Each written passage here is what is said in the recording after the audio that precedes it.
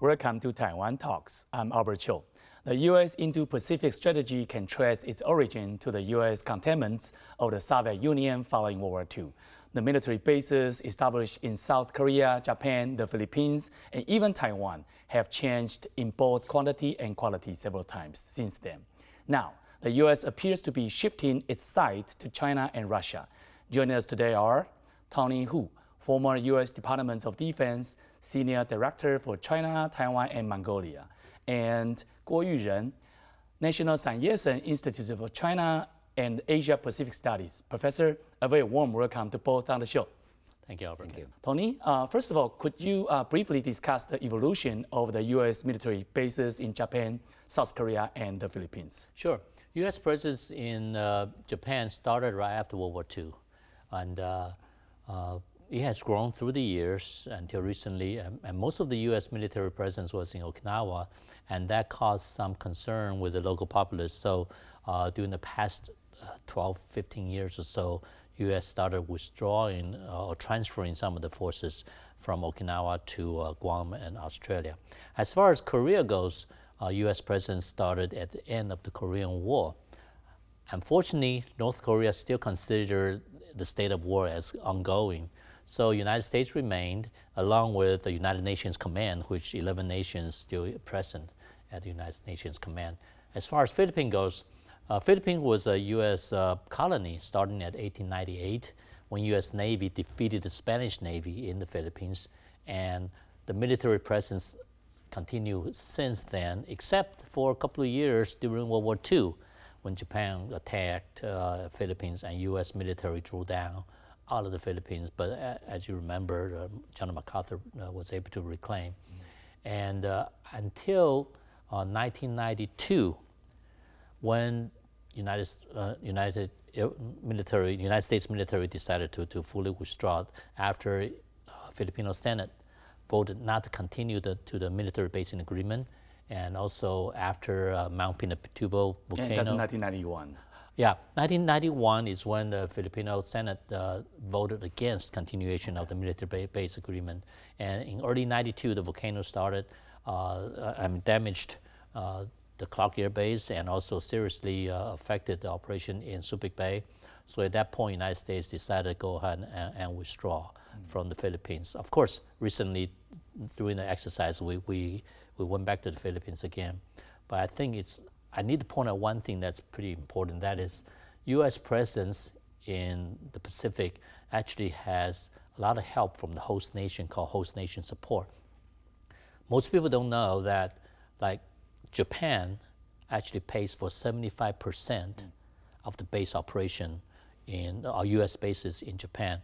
What it means is Japan pays for the maintenance of the roads, the buildings, and the salaries of the Japanese workers who work on base. And United States pay for the other 25% of the base maintenance, but then United States pay fully for its own personnel, oil and weapons that it uses. So Japan doesn't pay for any of the actual U.S.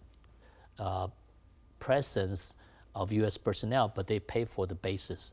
And Korea does the same. Korea pays about 50% of the cost. And the Philippines doesn't pay anything until United States departed. United States were paying annual lease for the use of Subic Bay and the Clark Air Base. I think the last figure we paid was about over $300 million a year as the cost of using those bases. Mm-hmm. Professor Kuo, Tony talked about this operation, especially from the historical perspective. But also we wonder, what were the international agreements basis for the deployments, U.S. deployments in South Korea, Japan, and the Philippines? I think three major factors that largely impeded the U.S. strategic deployment policy at so-called Far East area. Number one, of course, is rapid expansion of communist influence to Korean Peninsula and also mainland China. And number two event, of course, is Korean War. And number three is Vietnam War, starting from 1955 to all the way to 75.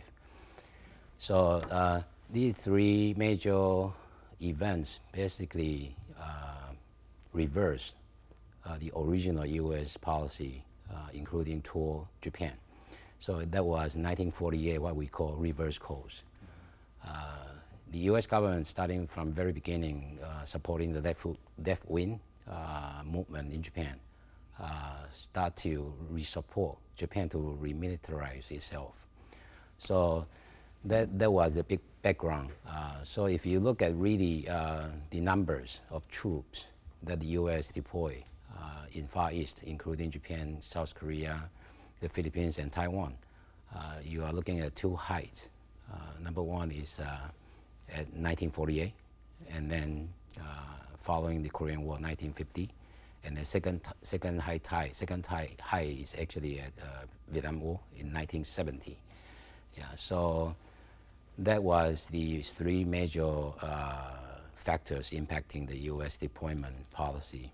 And number two is U.S. established this security treaty with Japan in 1951, right before the end of American occupation, military occupation of Japan. But not until 1972, U.S. signed the Return of Okinawa Agreement with Japan. So Okinawa really is the keystone for all the U.S. military deployment in Far East or in East Asia. So the deployment on Okinawa alone actually occupies 72% of the entire military asset and troops within the USFJ, U.S. forces in Japan. So that's number two about Japan I have to mention. Even as of today, U.S. has the most military bases in Japan among all the nations having U.S. forces. And as Tony just mentioned, the U.S. deployment at South Korea is actually the extension of Korean War. Mm-hmm. The two parties haven't signed any peace agreement yet. It was only ceasefire. So the structure of U.S. forces in Korea is very different. And also the functionality is very different to Japan. And number four is about U.S. forces in the Philippines, as Tony just mentioned. Also because of this, political power struggle within domestic politics in the Philippines.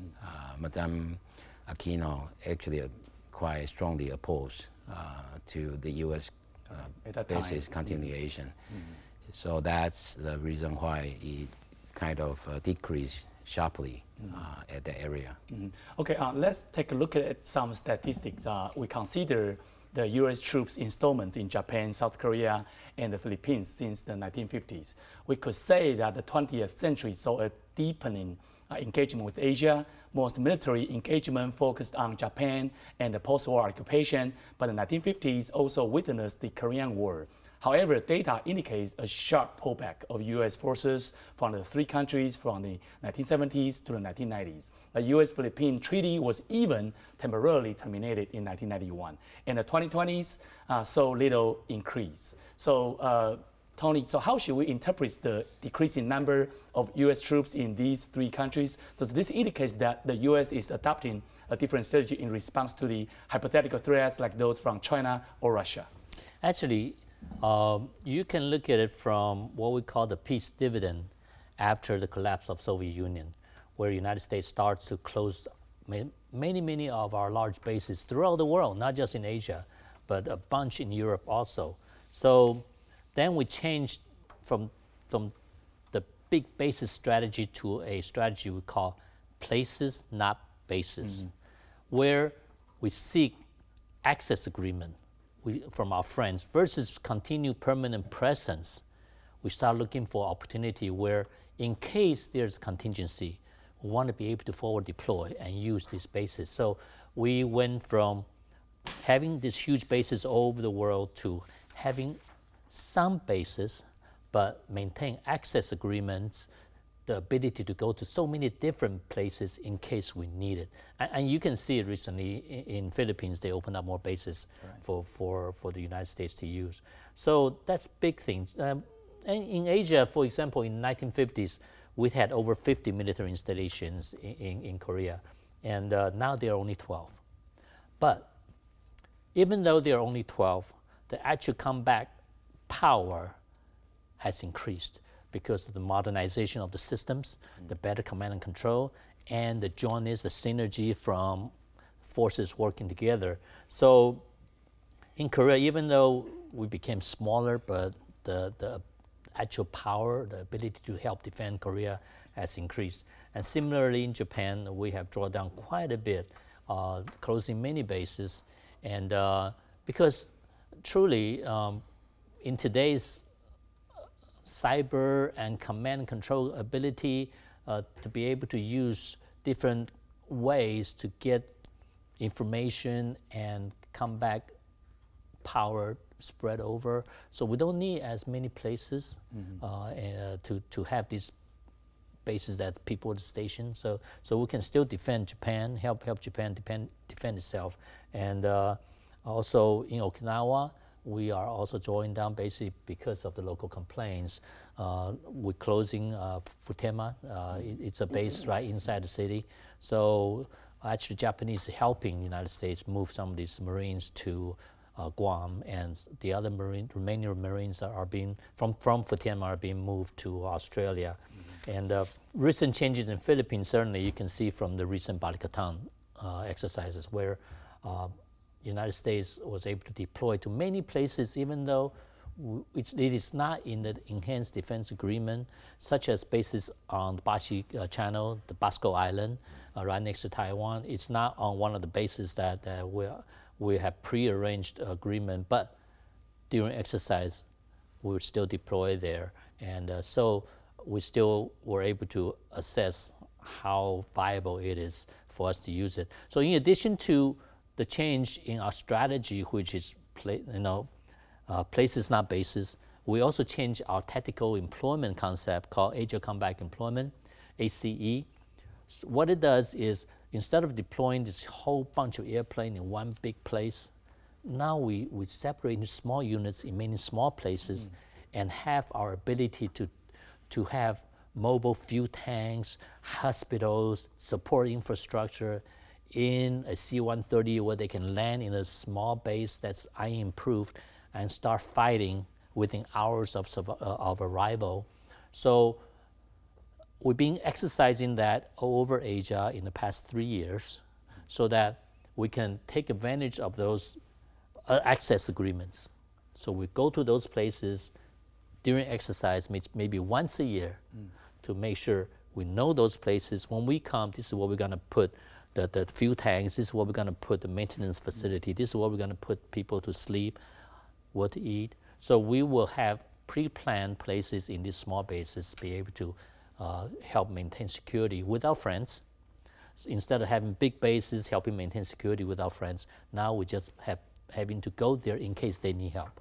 Of course, times are different. I mean, the same troop size will mean different things at different times. My question for Professor Kuo is that Tony just mentioned places, not bases. I wonder what your response is. That's number one.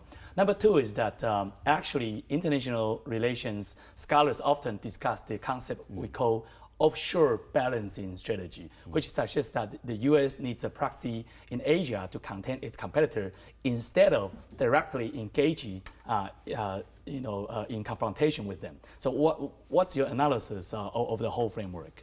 First of all, on the implication of decrease of U.S. forces in East Asia, starting from 1970s all the way to 1990s. Number one is because of the detente of Cold War.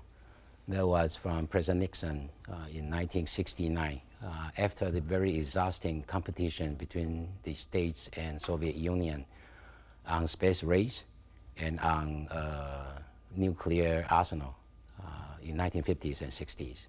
So 1969, Nixon emphasized using negotiation to replace confrontation.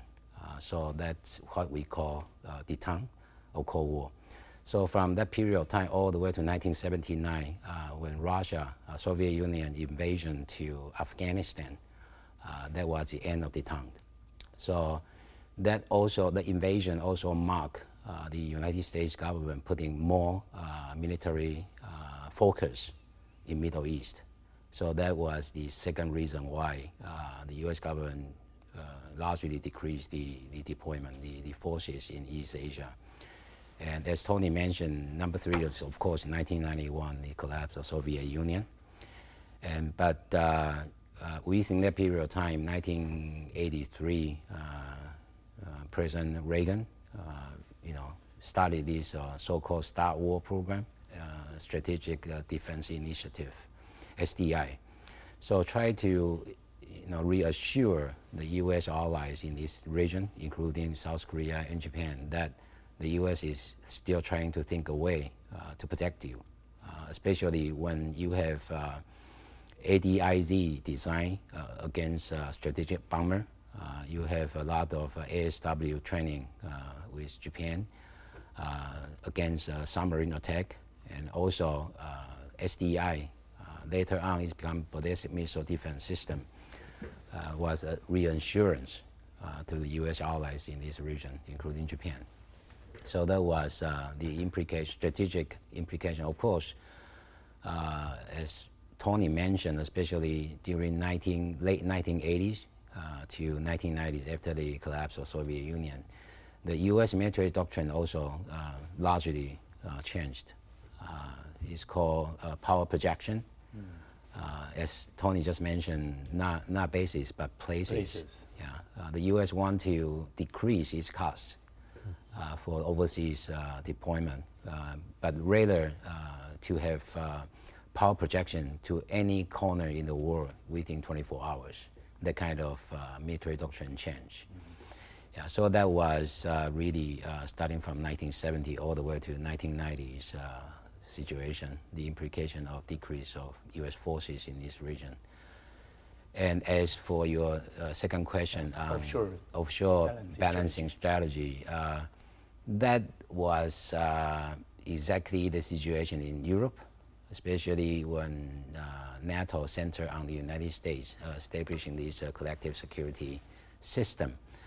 You do have a proxy. The proxy is NATO. You need to have what we call bug catcher. Mm-hmm. The bug catcher is basically NATO. You have an offshore balancer, which is United States. So that was, NATO is a perfect model for what we call offshore balancing strategy, but not in East Asia, because you don't have a bug catcher at all, not even Japan. Don't forget the Article 9 of the Japanese Constitution still is a peace constitution. So Japan, although having that kind of capacity, but Japan doesn't have that kind of legal status to be a bug catcher. So really the U.S. policy in East Asia is what we call hub and spoke kind of ally system in this region. You don't have a major bug catcher, so of course the U.S. cannot be an offshore balancer. So this that worked fine for decades, but not until the rise of China. If you look at China's overall national capacity grow for 18 times in 21st century, its defense budget grew for 13.5 times. Meanwhile, the U.S. only grew for 2 times in economic size, 1.5 times in terms of defense budget. So comparison of military capacity is not wise. Okay. Yeah. So starting from 2015, President Obama, using this rebalance policy, really want to create unilateral kind of alliance system here at this region. But Obama didn't achieve that. That was actually President Trump. 2019, President Trump's Indo-Pacific strategy, and later on, President Biden. So you form this U.S., Japan, South Korea in the north of Taiwan, U.S., Japan, the Philippines, and Australia in the south. And if you look at AUKUS, if you get Kuo, so you got a lot of this mesh style of strategic arrangement. All right. Yeah. Let's bring the topic to Taiwan. When Taiwan had diplomatic relations with the U.S. before 1979, the U.S. military deployments in Taiwan took the form of so-called military assistance advisory group in 1975. The troop count, including soldiers and officers, reached as many as 2,000 EP385. So could Tony describe how the U.S. Taiwan military alliance worked and what it did to safeguard Taiwan at that time? Actually, it was a very good alliance in the beginning. If you recall, in 1958, U.S. presence in Taiwan actually went up to like 19,000 people because of the PRC attack against the Jinmen. And even after that, United States have continued to provide Taiwan the defense systems and making sure Taiwan has the ability to defend itself. In addition, the United States also maintain the capacity to help resist any effort to use non-peaceful means to change Taiwan's socioeconomic system. I think that has helped maintain peace for the last 66 years by deterring China from attacking Taiwan. And that should continue. This arrangement between United States and Taiwan through the years, including Mutual Defense Agreement time, and now through Taiwan Relations Act, I believe served the purpose of ensuring Taiwan continue being safe and Taiwan's democracy, democratic system, economic system is sustained and maintained. Mm-hmm. And also my follow-up for you is that in 2023, the U.S. announced plans to increase troops in Taiwan to bolster a training program in the country. The plan would send between 100 to 200 troops, more than quadruple the 30 deployed in 2022. So what does this increase in troop numbers signify for Taiwan? I think it's very important that we clarify what does this number mean. It means that any one day there might be this number of people in Taiwan. But these are not the number that's permanently in Taiwan. These are people who come to Taiwan from a few days to a few months. Right. Okay? These are the people who come to Taiwan to help Taiwan train Taiwan personnel, help Taiwan develop some kind of program, okay? And also include American officers come to Taiwan to learn about Taiwan. Right, culture, language. And others, like earlier this week, I had a group of 12 officers. I took them around and basically talked about Taiwan. And these officers are mainly captains, combat leaders, the ones who might have to come to Taiwan's aid in case something happens. So this all combined in this number. It's not like 100, 200 permanently stationed here. This is a rotational. So any one day there's about this number of people here for different purposes, okay? So by understanding that, then you understand the extent of assistance is a continuous, okay, of different people coming to help in different ways, and different people coming to Taiwan to learn about Taiwan. The group I have this time was U.S. Army. Just a while back, a few months ago, 2 months ago, it was U.S. Air Force. We have warfighters coming now. Before, we'd only have high-level talks. We sit next to each other, colonels talking and stuff. Now, these are the changes I see, and these are the things I believe it's very important for Taiwan's self-defense. Mm-hmm. Professor Kuo, seeing as the U.S. troops number only between 100 to 200, like what Tony explained, it likely will not be a main line of defense for Taiwan's military. So, my final question for you is that what are the strengths and weaknesses of Taiwan's military when it comes to coordinating with the U.S.? I think, as Tony mentioned, this U.S. forces presence at Taiwan. Number one, I believe it's very important for real combat kind of integration, tactical integration, and also interoperability between the two forces, although the number is not big. And number two, their presence basically pose a pressure to Taiwanese government, also the Taiwanese military, to reform. Exchange experience and idea.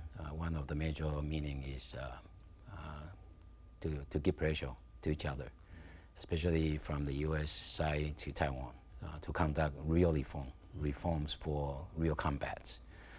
Number three, send very strong signal to Beijing.